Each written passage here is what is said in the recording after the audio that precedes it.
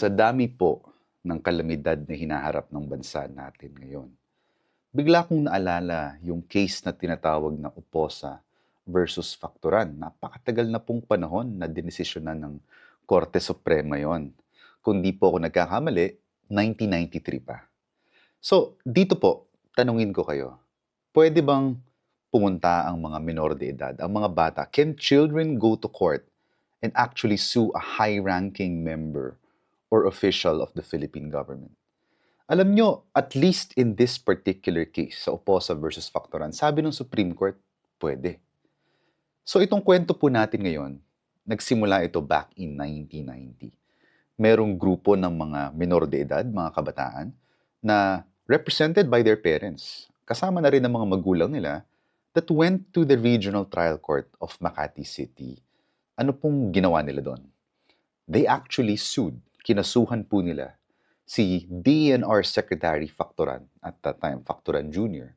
Sabi nila, we are asking the DENR Secretary, among others, to cancel all existing timber license agreements and to stop from granting new ones. Ibig sabihin, ito pong timber license agreements or TLAs, ito po ay permit na ibinibigay ng gobyerno ng Pilipinas through the DENR to allow corporations or entities to cut down trees. Ito po ay binibigay na consent ng gobyerno ng Pilipinas para pumutol ng mga puno.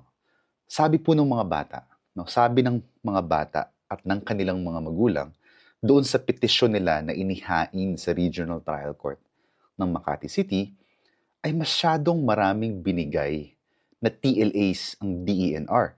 Actually, again, according to them, noong mga panahong yon, merong 3.89 million hectares worth of timber license agreements. Ibig sabihin, yung pinayagan ng DENR na putulin ay 3.89 million hectares na mga puno. Napakarami. Pero kung titignan daw ang datos ng mga panahong yon, meron lamang po tayong 3.85 million hectares available rainforest. Ibig sabihin, it seems that there is a mathematical impossibility in the grant of licenses dahil mas marami pang puputulin kesa sa punong available nung mga panahon na yon. Kaya sabi ng mga bata at ng mga magulang nila, dapat ay tumigil na sa pagbigay ng TLA ang DENR at i-cancel yung mga existing na TLAs. Ano pong sabi ng Makati Regional Trial Court? Sabi ng Makati Regional Trial Court, among others, syempre maraming explanation, paliwanag yung Makati Regional Trial Court. Pero sabi nila, kung papayagan natin itong petisyon ng mga batang ito, then there will be, again, among others, impairment of contracts. Alam niyo po, sa Constitution po natin, meron po tayong tinatawag na non-impairment of contracts. Ibig sabihin, kung merong pribadong agreement or pribadong kontrata yung mga tao, dapat ay hindi nakikialam ang gobyerno, gumagawa ng bagong lehislasyon, gumagawa ng bagong batas, gumagawa ng bagong panukala to impair a private agreement between parties. Sabi nila, itong mga korporasyon na meron ng TLAs, teka, marami na kaming kontrata syempre upang ipatupad yung mga TLAs at pumutol ng mga puno. You know, normally, diba, it's a wild idea to think about kids filing cases against very high-ranking officials of the Philippine government. Pero what's wilder in this particular case is when they went to the Makati Regional Trial Court. Alam niyo po ba sabi nila sa Makati Regional Trial Court? Teka lang ha, we are not filing this for ourselves. Hindi namin to inihahain itong kasong to para lamang sa amin.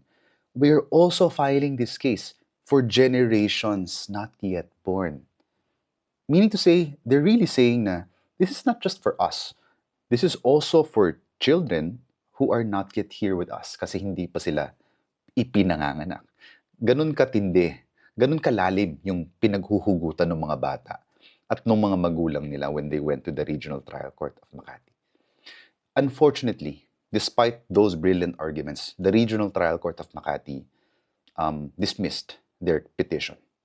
So, alam niyo po, Siguro kung ibang mga magulang 'to, siguro kung ibang mga bata 'to, maybe they would have given up, 'no? Itinigil na po nila, wala ng saysay upang upang lumaban pa, 'no? Pero hindi kasi normal 'tong mga batang 'to at itong mga magulang na 'to at hindi hindi normal na mga mamamayan, 'no?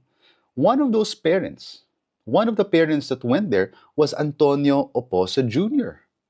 Alam niyo po, in the context of environmental activism, if environmental activists were the Avengers, no, talagang Antonio Oposo Jr. would either be Iron Man or Captain America, whichever side of the Civil War you're on.